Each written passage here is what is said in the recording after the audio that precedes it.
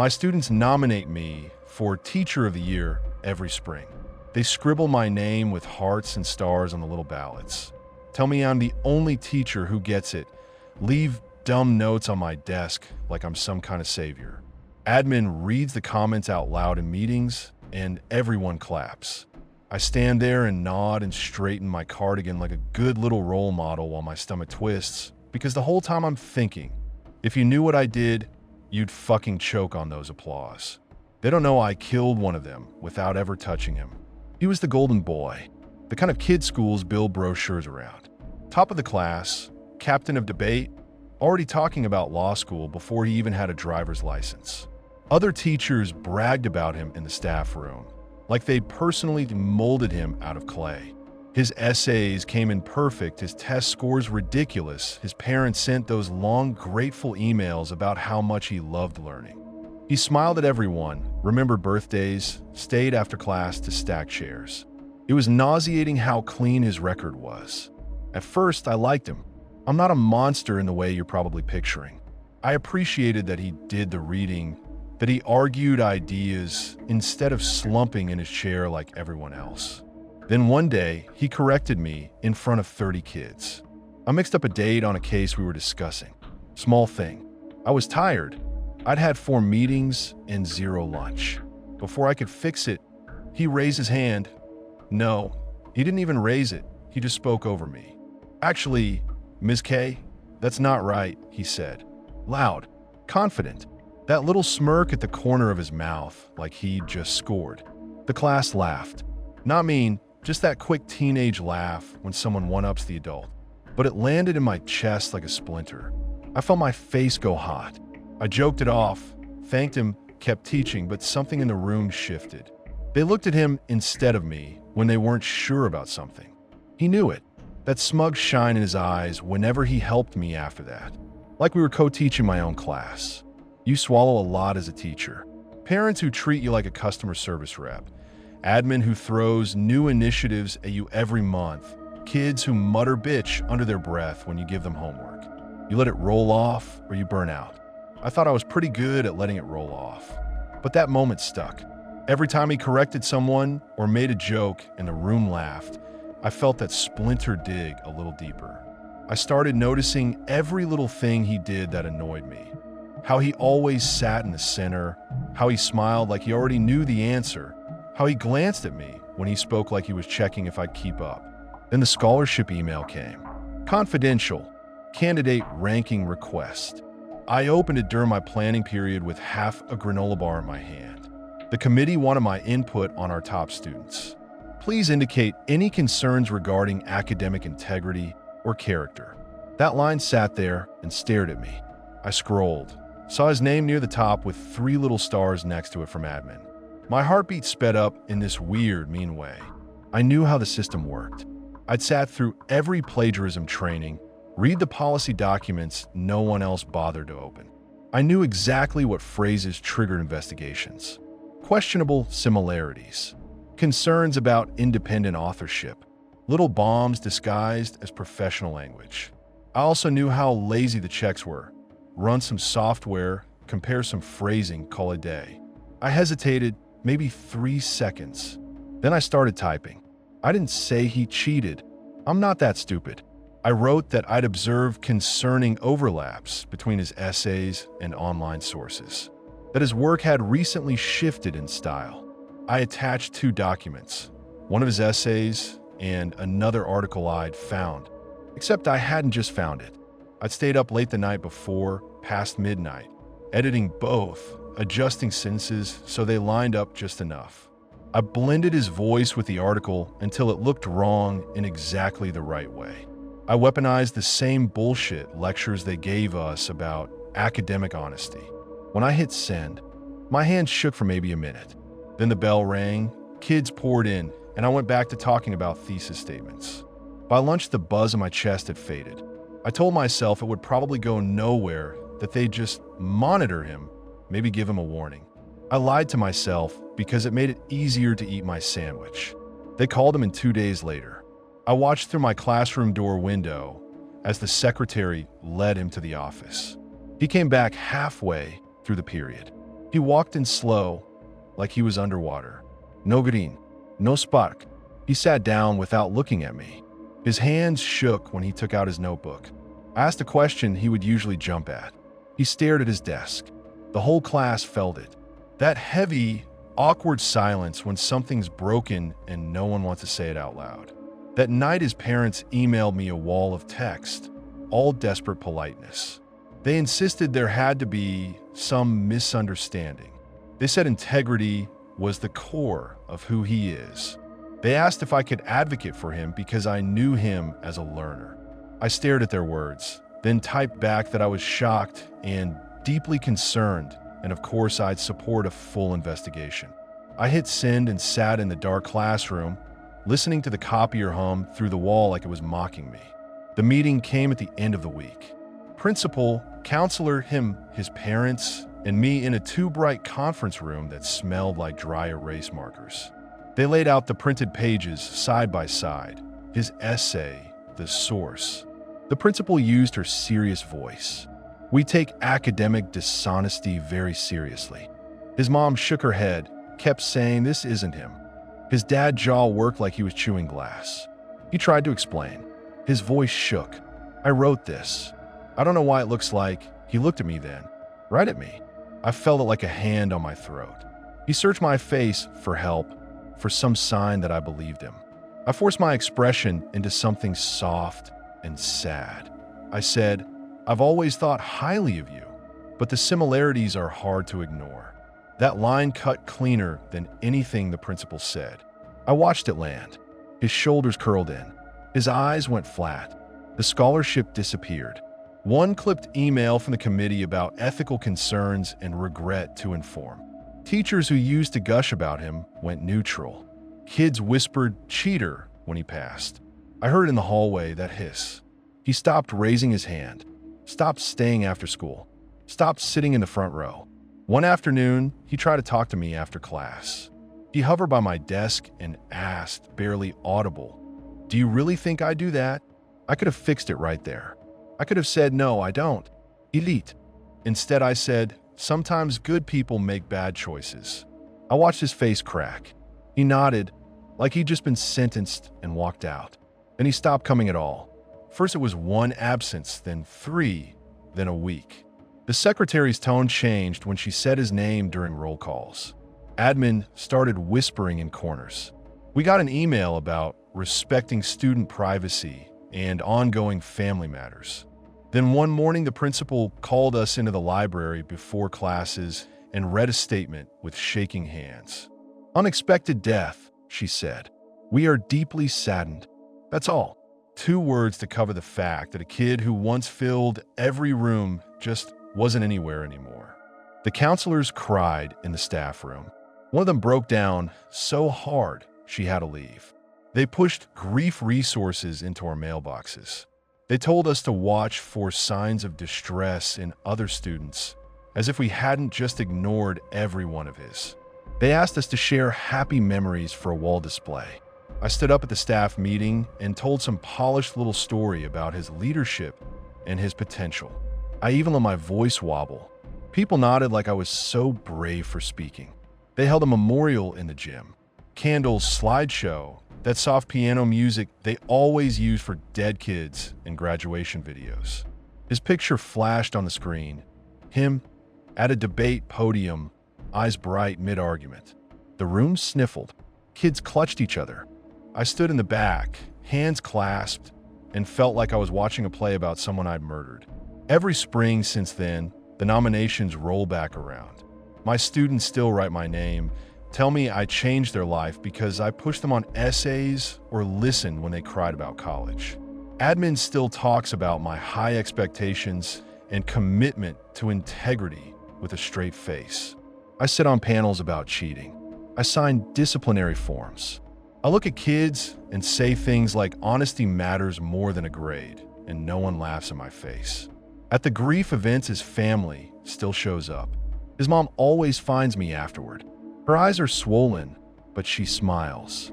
She hugs me like I'm some safe place and tells me, "He always said you believed in him." I fold my arms around her and squeeze back. I feel her ribs under my hands. I smell her shampoo. I smile and tighten my arms around her because I know I'm the one who pushed him off the fucking cliff.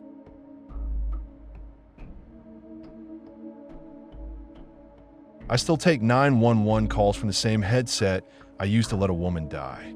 People think dispatch work is heroic. It's not. It's boredom and idiots and fluorescent lights that make your skin buzz. Noise complaints. Lost dogs. Neighbors screaming about parking like it's attempted murder. You sit there with a script on the screen and a headset digging into your skull, and everyone acts like you control the whole city with a keyboard. After a while, you stop feeling like a person. You're just a filter. Stuff comes in, you push it out. That day started like every other shitty one. Coffee burned.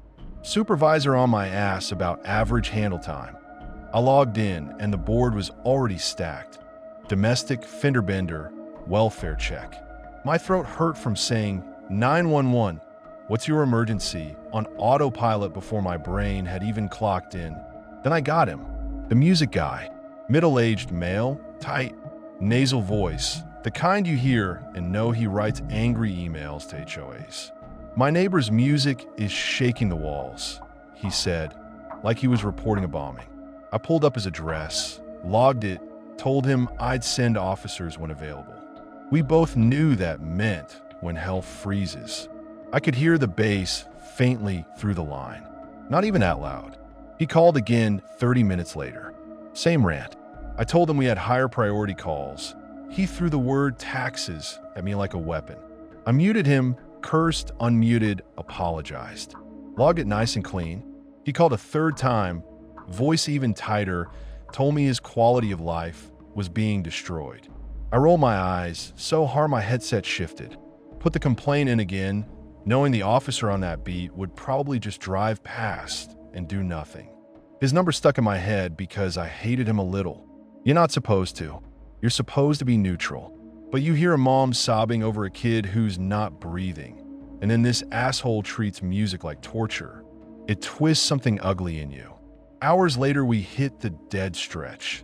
After midnight, before the bar fights kick up again. My eyes felt like sand. The board calmed down. I leaned back, flexed my fingers, thought about the leftover pizza in the break room. Then his number popped up again. Same 3 digits, same street, same guy. I felt my jaw clench before he even spoke. I answered anyway, fake bright. He didn't yell this time. He whispered. I heard him breathing like the mic sat inside his throat. He said someone was in his house. Not outside. Inside. He'd heard the neighbor's music cut off, then a door, then footsteps, then something on the stairs. He kept repeating that part, like if he said the stairs enough I'd understand how scared he was. I slid into script mode. Where are you now? Are you alone? Did you see anyone? Are the doors locked? Is there somewhere safe you can go? He answered in shaky little bursts. Sometimes he'd stop mid-sentence like he heard something. I kept hearing creaks in the background, but it could have just been his old house settling. We get so many of those calls. People convinced the shadows are burglars because they're anxious and alone. Half of them end with, sorry, I overreacted, when the AC kicks on and scares them. While he talked, the board lit up. One call, possible heart attack, no breathing. Another, domestic with weapons, kids in the house. Alarms, real shit, stuff that can't wait. His incident code showed possible intruder, no contact, no weapons seen. Lower priority on the system. My eyes bounced between his blinking line and the others. I told him I was going to consult with units. That's the phrase we use when we want them calm while we figure out what the hell we're doing. Then I muted him. I leaned over to the girl at the next station and said, my favorite whiny bitch is back. Now he's hearing ghosts. She snorted, didn't even look up from her own screen. We've all got someone like that. A frequent caller who makes everything feel fake. You start expecting them to be exaggerating and you treat them like background noise. I left him on mute while I grabbed the heart attack call. I walked a hysterical teenager through compressions on her dad. I counted out beats. I heard the wet crunch of ribs and the sound people make when they're sure they're killing someone while trying to save them. EMS rolled. I kept her on until they kicked in the door. I switched to the domestic. Screaming, crashing, a kid crying in the background. Officers sped there with sirens on. By the time I flipped back to his line, I'd been gone too long. I don't even know how long. 3 minutes? 5? Long enough. The line stayed open. No voice. No breathing. Just low hiss. I listened hard. Nothing. I called his name. Once. Twice. 3 times. Script says 3. I pressed the volume up like that would help. Silence. In that moment, I could have flagged it high priority. I could have sent officers anyway, called it suspicious, used my dispatcher discretion they love to put in the training slides. Instead, I stared at the timestamp and thought, if something happened, it already happened. And I heard that bitter little voice in my head saying, he's probably hiding in a closet having a panic attack, and tomorrow he'll call again because the neighbor sneezed too loud. So I tagged it, open line, no distress heard, possible but dial, added a note about caller previously anxious, and closed it. Just like that. One click. One shitty, lazy, tired click. I went home when a shift ended, brain buzzing in that numb way where you feel both dead and wired. I didn't think about him. I thought about my bills. My ex. The parking ticket on my car. I showered, shoved food in my mouth, passed out on the couch with the TV still on. The news woke me. I heard the name of a street before I even opened my eyes. My body reacted before my brain did. My stomach dropped, hands went ice cold. I sat up, and there it was on the screen. Yellow tape, cruisers, flashing lights turning the houses blue and red. Home invasion leaves 2 dead, the anchor said in that practiced grave tone. They showed the house number. His. They talked about forced entry. Defensive wounds on the woman inside. The suspect down too. They said authorities arrived too late. They said it like weather. Neutral, inevitable, nobody's fault. I grabbed my phone and pulled up the call logs with shaking fingers. His last call, the one I muted. The time the reporter mentioned for the 911 call. They lined up almost perfectly. While I made jokes and prioritized everyone else, someone kicked open his door and went after a woman in that house with something sharp enough or heavy enough to leave defensive wounds.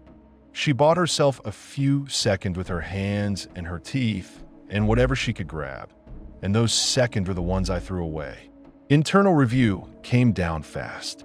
They always do when the news gets loud. They pulled the recording.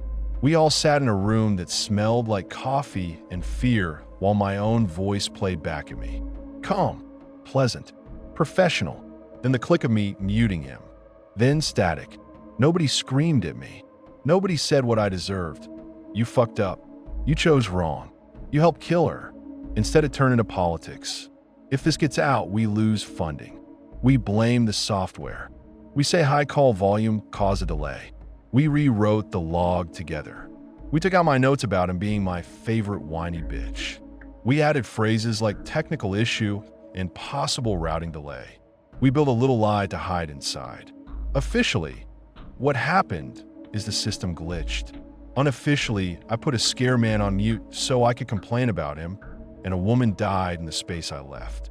Both things exist at the same time. I still work there. I still wear the same cracked headset. They offered to replace it once. I said no. It feels right that it digs into my skin. Some nights, I go a whole hour without thinking of that address. Then some poor bastard whispers instead of shouting, or a neighbor complains about noise, or the board freezes for a second, and I see that street name flash in my head like an error message. People tell me to forgive myself. Therapists, coworkers, the rare friend who knows part of it. They say, you were overwhelmed, you did what you could with the info you had, the system failed. Not you. I nod, but I know that's bullshit. The system is fucked, yeah. But I had a moment where I could have pushed one button and I didn't. I laughed instead. That's mine to carry. So I sit here shift after shift, answering screams and nonsense, and everything in between. A mark calls urgent or not based on a voice, a breath, a gut feeling I no longer trust. The board blinks. The room hums. And I keep my voice calm, cheerful, professional, while people beg me not to let them die the same fucking way.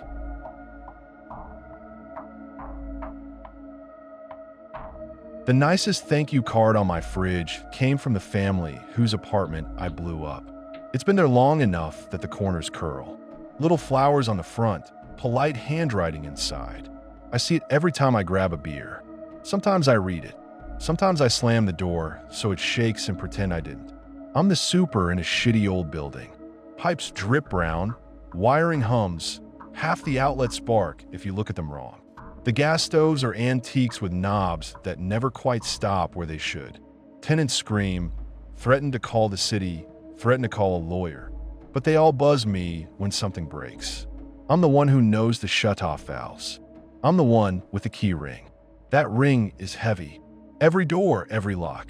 I walk the halls and feel it smack my leg, and I know I can walk straight into anyone's life if I decide it's maintenance. After a while, that stops feeling weird. It just feels normal and starts to feel good. At first, I really did just do checks. Fix a sink, clear a hairball the size of a rat from a drain, bleed a radiator. While the water ran, I'd look around. Photos on walls, pill bottles, messy beds, the usual private shit people think stays private. I'd judge them for the trash and the stink, and then go back downstairs. Then 3C moved in. Young couple, neat as hell. He wore ironed shirts. She had those big sweaters and tired eyes, but still smiled all the time. They had a baby girl with hair that stuck up and these loud giggles that bounced down the stairwell. Plants on the balcony, little string lights. Their place looked like it belonged in a different building, like someone copy-pasted a nice life into a dump. They cooked late. Garlic, onions, bread, all that good stuff. Soft music. The kind of quiet laughter you only get when people still like each other. I'd stand on the stairs and check the railings while I listened like some creep. I told myself I was just making sure no one broke in. When they traveled to see family, they left the spare with me. She handed it over with a smile, said to water the plants if I had time. They trusted me. They always do. First time I went up while they were gone, I did have a reason. Old building, cold snap. I needed to make sure nothing burst. Still, my hand shook a little when I turned that key and stepped inside their empty place. I walked through slow, checking joints, feeling for drafts. Everything looked clean, lined up, folded. No miedo, no roaches. I actually felt weird in there, like I didn't belong. Then I wandered into the baby's room. Tiny clothes stacked in perfect piles. A mobile over the crib. A stuffed rabbit on the pillow. I picked it up without thinking. It smelled like that soft baby shampoo and warm skin. I sat on the edge of the crib and just held it there in my stupid, rough hands like I could borrow their normal life for a minute. I told myself I was watching over the place, but they'd thank me if they knew. Next trip it got easier. I'd sit on their couch, flip through their mail, read the notes they left each other on the fridge. I'd touch the baby's blanket, straighten it, fix a plant leaf. Always careful. Always put everything back exactly. I knew where each little thing belonged better than they did. Winter hit hard that year. The kind of cold that sits in the stairwell and stabs through your jeans. The boiler barely kept up. Radiators knocked like fists on doors, then went quiet, then hissed. People called nonstop. No heat, too much heat, leaks from the ceiling, water running down walls.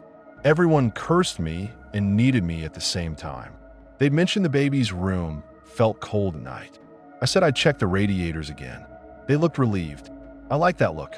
It made me feel like I wasn't just some handyman crawling around in other people's filth. One night in January, snow blowing sideways, I grabbed my tools and went up to 3C. They were already in bed. Lights low, apartment quiet except for the monitor on the counter, that soft static. I stepped in with the spare, closed the door behind me, moved quiet. Their heat barely came on at all.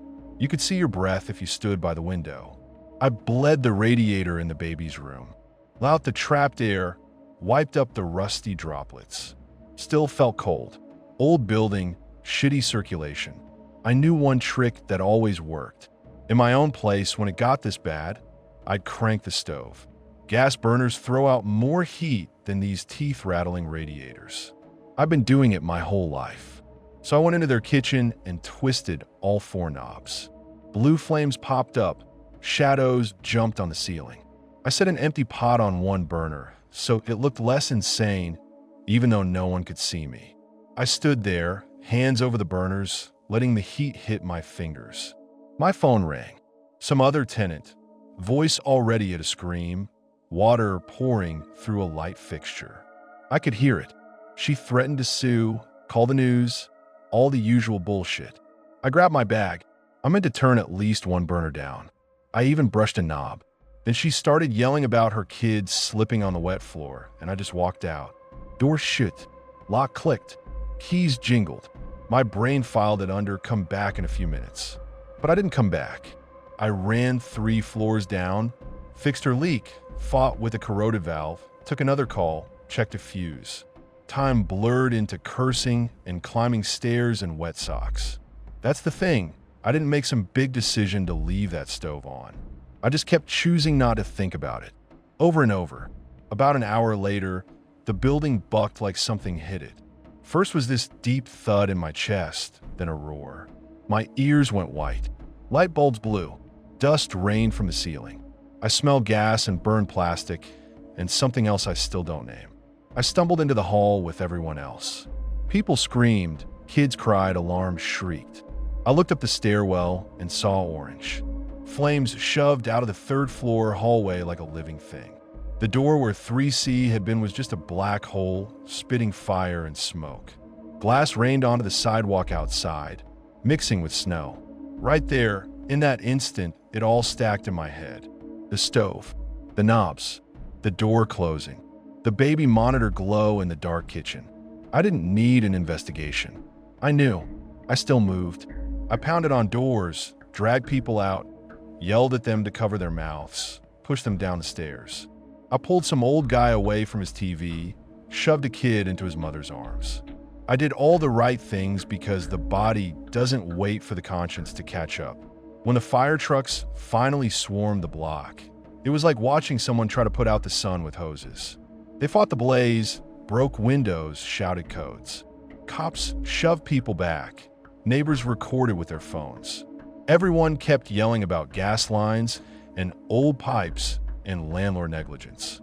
I didn't correct anyone. I didn't say, no, it was me. I wanted the baby warm, and I walked away. The couple's relatives showed up later. Their aunt cried so hard she shook. She hugged me outside in the freezing air, pressed her face into my chest, thanked me for trying so hard and risking myself and all that shit. I let her. I didn't deserve the thanks, but I let her. Cowardice is worn that way. Cops wrote their reports. Inspectors blamed age, rust, systemic failures. The landlord cursed the gas company. The gas company blamed the building. Everyone needed a story where no single person had to carry the weight. I fit right in with my tired eyes and burned hands. A couple weeks later, the card came. Pretty flowers on the front. Inside, a long note from the aunt. She thanked me for staying with the family that night, for caring about them like family, for helping everyone out into the snow, for doing everything in your power. She wrote their names, the baby's name, said they were at peace, said I should be proud. I pushed that card onto the fridge door with a magnet and left it there. I never answered her. I never told the landlord the full truth. I never told the investigators about the burners. I just fixed the next leak, bleed the next radiator, open the next door with the next key.